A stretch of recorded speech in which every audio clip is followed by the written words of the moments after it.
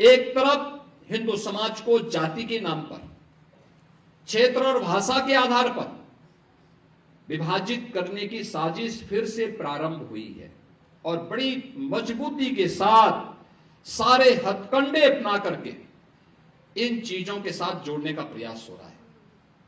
आप मुझे बताओ, कोई महापुरुष किसी जाति विशेष का होता है? उसका योगदान जाति विशेष के लिए होता है?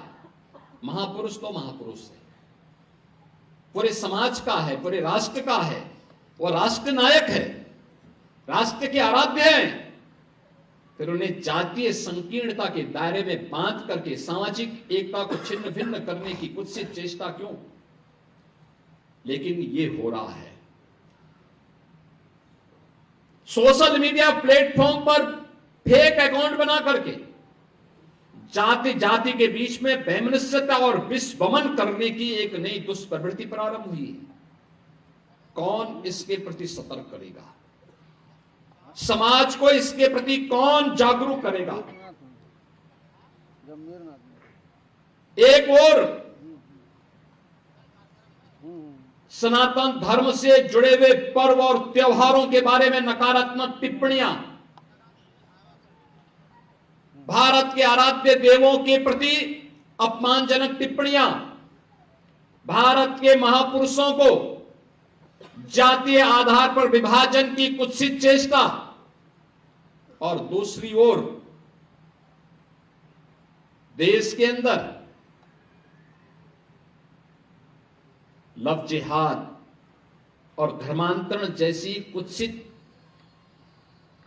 समाज विरोधी और राष्ट्र विरोधी गतिविधियों को कैसे प्रश्रय दिया जा रहा है, हम आज भी उसको देखने और समझने में थोड़ा सा अभी भी कोताही बरत रहे हैं। याद रखना, कालनेमी, ताड़का और शूर्पणखा, ये तीन जो पात्र हैं रामायण कालखंड के, इनकी प्रासंगिकता समाज तोड़ने के बारे में वह हर युग में रही है और वह हर युग में उस रूप में अपनी मौजूदगी से अपने षड्यंत्रों को अंजाम देने के लिए तैयार करते रहे। हमें आज भी उस दुष्प्रवृत्ति से अपने को सचेत रखना पड़ेगा, जो भोली भाली जनता को बहकाने का काम कर रहे हैं, जो आपके परिवारों के अंदर घुस करके हिंदू बेटियों के साथ छल कपट करके, प्रपंच करके, खिलवाड़ करके करने का कुत्सित कार्य कर रहे हैं। आपने अभी देखा होगा कैसे छद्म नाम पर ये लोग कार्य करते हैं। आपने अभी विगत दिनों देखा होगा बलरामपुर जिले में, उत्तर प्रदेश के बलरामपुर जिले में जलालुद्दीन उर्फ छांगुर के षड्यंत्रों को आपने देखा होगा। किस रूप में वह व्यक्ति कालनेमी बनकर के उस पूरे क्षेत्र में षड्यंत्रों को अंजाम दे रहा था।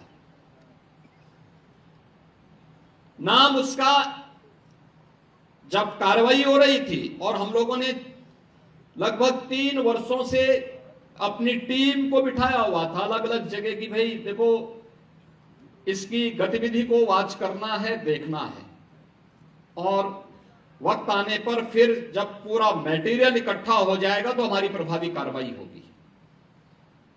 3 वर्ष से हम लोग लगातार कर रहे थे। लगातार मैं हर महीने इसकी समीक्षा भी करता था, क्या प्रोग्रेस है, क्या प्रोग्रेस है, क्या प्रोग्रेस है। और प्रोग्रेस जब तक अंजाम तक पहुंचता, वो 6 महीने पहले वहां से भाग गया। मैं नाराज हुआ टीम पे कि भाई ये तो पूरा हमारा तो पूरा मिशन ही फेल हो रहा है। आप आश्चर्य करेंगे, मेरे अलावा मेरे साथ जो टीम के साथ लगी हुई टीम थी, उसके अलावा कोई भी अन्य वरिष्ठ अधिकारी या जनप्रतिनिधि ये नहीं मानता था कि इसका नाम जलालुद्दीन है। वो मानते थे छांगुर बाबा है।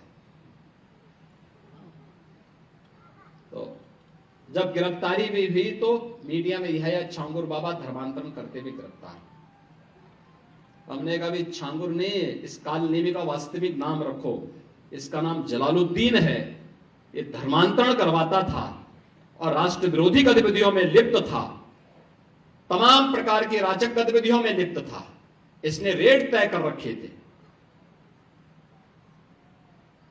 कि अपर कास्ट की बालिका के लिए कितना पैसा देगा, पिछड़ी जाति की बालिका के लिए कितना देगा, अनुसूचित जाति की बालिका के लिए कितना पैसा देगा, और पैसा कहां से आ रहा है। पैसे का स्रोत आपको भी नहीं मालूम होगा, वो कोई दूसरे देश से नहीं आ रहा है, आप ही के पास से। आप जब कोई सामान खरीदते हैं तो सामान खरीदते समय एक चीज जरूर देखिए, क्या उसमें हलाल सर्टिफिकेशन तो नहीं लिखा हुआ है। यानी हर वस्तु में हलाल सर्टिफिकेशन।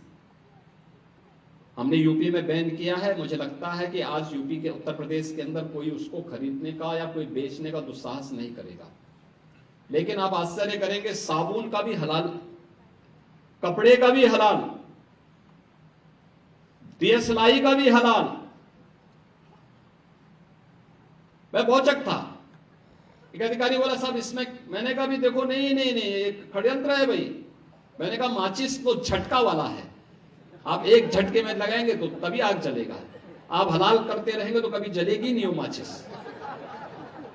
तो मैंने कहा इससे बड़ा झूठ क्या हो सकता है। आप सोचो, और हमने जब कार्रवाई प्रारंभ की 25,000 करोड़ रुपए देश के अंदर हलाल सर्टिफिकेशन से होता है, और भारत सरकार की या राज्य सरकार की किसी भी एजेंसी ने उन्हें मान्यता नहीं दी है। इस सारा का सारा पैसा आतंकवाद के लिए, लव जिहाद के लिए और धर्मांतरण में दुरुपयोग होता है। और इसीलिए उत्तर प्रदेश ने इसके खिलाफ बड़ी कार्रवाई प्रारंभ की है कि हलाल सर्टिफिकेशन के नाम पर भारत के उपभोक्ताओं का शोषण करने वालों के खिलाफ सख्त कार्रवाई होनी ही चाहिए। और इस कार्यक्रम को हमें भी सतर्कता पूर्वक देखना चाहिए। कोई सामान खरीदते हैं तो जरूर देखिए कि जीएसटी हमें देना है, लेकिन यह भी देखिए कि हलाल सर्टिफिकेशन के नाम पर एक फूटी कौड़ी भी नहीं देनी चाहिए, क्योंकि जितना पैसा जाएगा ये सभी के सभी पैसा आपके खिलाफ षड्यंत्र में वह जाने वाला है। और यही होता है।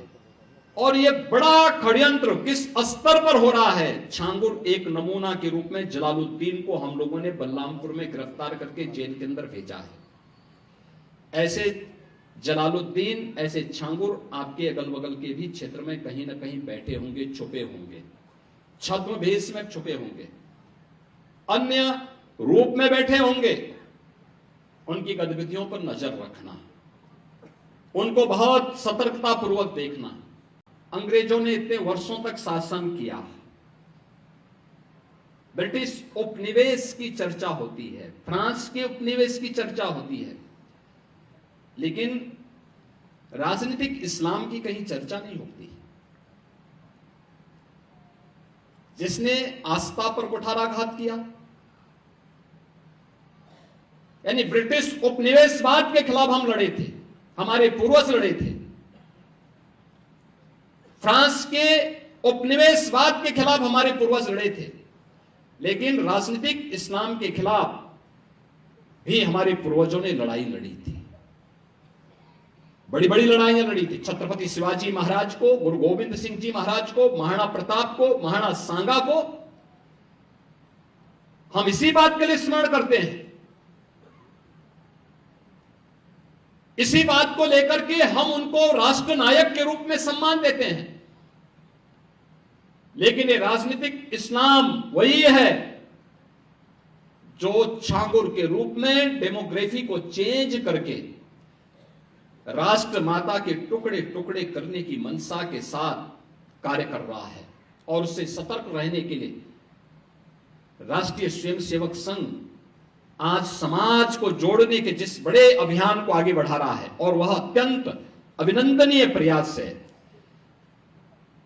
जो महत्वपूर्ण दायित्व संघ ने पिछले 100 वर्षों के दौरान समाज जीवन के अलग अलग क्षेत्रों में उठाए और समाज को एकजुट करके एक नया परिवर्तन करके दिखाया है,